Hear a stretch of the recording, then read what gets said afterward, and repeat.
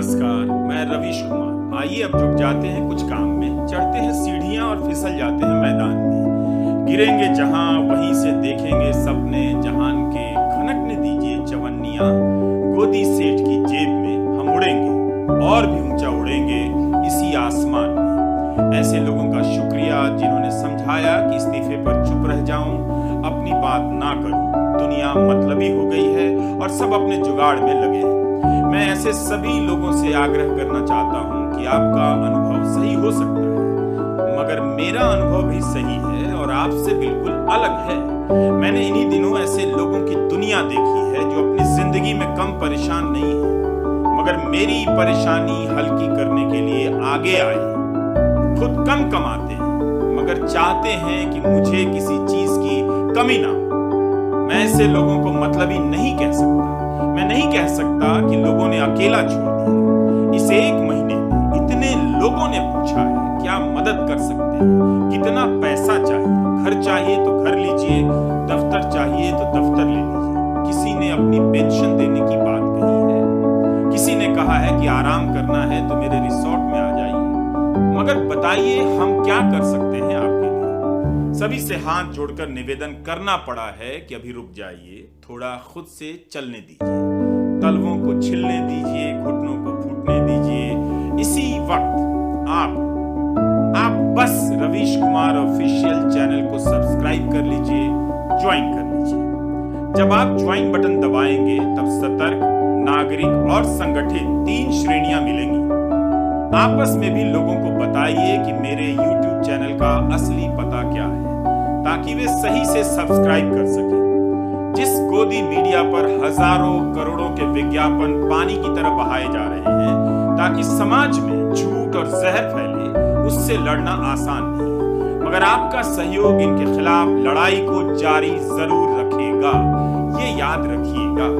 मैं एक बात समझ गया, ये लड़ाई आप लड़ रहे हैं, मैंने आपकी ताकत देख ली है। अगर इस दौर में बोलने पर पहरा है तो एक काम करते हैं, हर पहरेदार को बोलना सिखा देते हैं, उसके अंदर बोलने की भूख पैदा कर देते हैं। नया साल आ रहा है, काम करने का साल आ रहा है। मैं न्यूज चैनल नहीं हूं, न बना सकता हूं अभी, उसके संसाधन बहुत अलग होते हैं, उसके लिए पैसा और पॉलिटिक्स भी अलग होती है। कानून के अपने दांव पेच हैं और न्यूज चैनल को केबल से आप तक पहुंचाने का खेल तो और भी भयानक है। हर जगह कब्जा है, मगर दूसरे मंचों पर छोटी टीम के जरिए अभी कुछ अच्छा करने का मन जरूर है, कुछ रचनात्मक। तो हो सकता है कि कभी रोज वीडियो बनाने लग जाऊं, कभी ना बना पाऊं, मगर तब भी काम ही करता रहूंगा। कुछ किताबें पढ़ूंगा, कुछ रिपोर्ट देखूंगा, जनता की समस्याएं जानूंगा।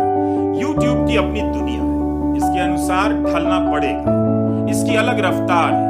अभी मैं अभ्यास के तौर पर अलग अलग वीडियो डाल रहा हूं, कई लोगों का धीरज जवाब दे रहा है, समझ सकता हूं, लेकिन काम को किनारे रख आप सभी से संवाद करने में क्या परेशानी है।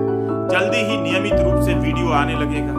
YouTube तो जगह देता है कि आप चाहे तो भाषण भी दे सकते हैं, दे भी रहा हूं। आप सभी ने कई जरूरी सुझाव दिए हैं, कुछ को तो तुरंत अमल में लाऊंगा, कुछ को इंतजार करना पड़ेगा। सभी सुझाव एक जगह पर नोट कर लिए गए हैं, जो हो सकता है करेंगे। क्या और कब से करेंगे ये सब दावे नहीं करना चाहिए।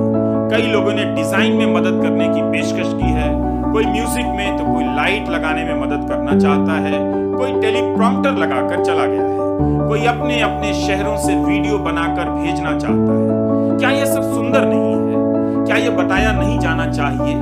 दुनिया इस बेरंग दौर में भी एक रंग दौर में भी बहुरंगी नजर आती है। मैंने आपके भीतर मोहब्बत का समंदर देखा है, उसकी लहरों ने मुझे हौसला दिया है। मैं बताना चाहता हूं उन पत्रकारों को जो कल आएंगे और जो आज हैं मगर हताश हैं, बस कि अपना काम कीजिए, करते चलिए, उस काम को और भी बेहतर बनाइए। यह समाज आपको अकेला नहीं छोड़ेगा। उन चंद लोगों की मत सुनिए जो कभी गलत को गलत नहीं बोल पाए। ऐसे भी लोग हैं जो मुझे कम बोलने की सलाह दे रहे हैं, मगर मेरी तस्वीर साझा करने से डरते हैं। वो मेरे बारे में 2 लाइन नहीं लिख सकते, मगर उन्हें दिक्कत है कि मैं अपने बारे में क्यों बातें कर रहा हूं, इस्तीफे पर चुप क्यों नहीं हो जाता। मैं सुनूंगा तो सिर्फ आपकी सुनूंगा, उनकी नहीं जो कान भरते हैं, डराते हैं कि जनता स्वार्थी है। आपकी ताकत की बदौलत ही अकेला चल रहा हूं। मुझे अकेला चलना अच्छा लगता है। कम लोग हों, ठोस लोग हों और फिर काम को लेकर एक सपना भी हो। मुझे नए सिरे से सब सीखने की जरूरत है। थोड़ी दूर तक गाड़ी को धक्का देने के बाद जब स्टार्ट होती है, गाड़ी से ज्यादा धक्का देने वाले में रफ्तार आ जाती है। लगता है वही स्टार्ट हो गया। तो बस इतना कहना चाहता हूं कि मैं नहीं कह सकता कि लोग साथ नहीं देते। लोग बहुत साथ देते हैं। अभिसार शर्मा का यूट्यूब चैनल है। अभिसार के परिवार पर मुकदमों की बिजली गिरी। उसने चुपचाप झूठे आरोपों का सामना किया। जब बेदाग निकला तो किसने उसकी बात की? जाहिर है अब हमें ही अपनी हर बात कहनी होगी। देश की भी बात और दिल की भी बात।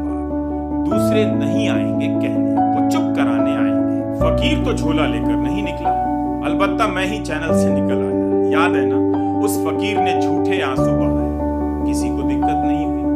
मेरे टपक गए तो लोगों को आत्ममुग्धता दिखाई दे रही है। परेशान हो गए कि अपना दुख क्यों बता रहा हूं, तो आप बता दो मेरा दुख। वैसे वो दुख मेरा नहीं है, बल्कि उस राजनीतिक प्रक्रिया का हिस्सा है जो इस समय देश में घट रही है।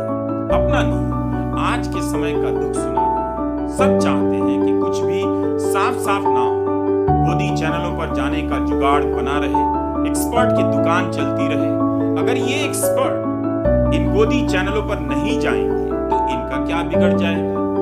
ये लोग संवाद के नाम पर इन चैनलों में जाते हैं, मगर सोचिए, जिस गोदी मीडिया के जरिए इस लोकतंत्र में संवाद के हर तौर तरीके की हत्या हो रही है, विपक्ष की आवाज की हत्या हो रही है, उस गोदी मीडिया में ये लोग संवाद के नाम पर चले जा रहे हैं, जाना चाहते हैं। ये चाहते हैं कि इन्हें किसी तरह का अपराध बोध ना हो, इसलिए मैं चुप रह जाऊं। क्या गोदी चैनलों पर इनके जाने से संवाद बेहतर हो गया? 8 साल बीत गए, हुआ? गोदी मीडिया का चरित्र बदला? वैसे लोग तेजी से समझ भी रहे हैं कि गोदी मीडिया देखना अच्छा नहीं है। वे जान गए हैं कि ऐसा टीवी देखना अपना अपमान कराना है। लोग एक दिन गोदी मीडिया की गुलामी को उखाड़ फेंकेंगे और लोगों ने ऐसा करना शुरू कर दिया है। गोदी अखबारों और चैनलों को बंद करना ही होगा। यह बात भावावेश में नहीं, पूरे विवेक के साथ कह रहा हूं। नया साल आ रहा है, आने दीजिए। ये चैनल मेरा नहीं, आपका है। इसे जन जन तक फैला दीजिए, सब्सक्राइब कीजिए और ज्वाइन जरूर कीजिए। नमस्कार।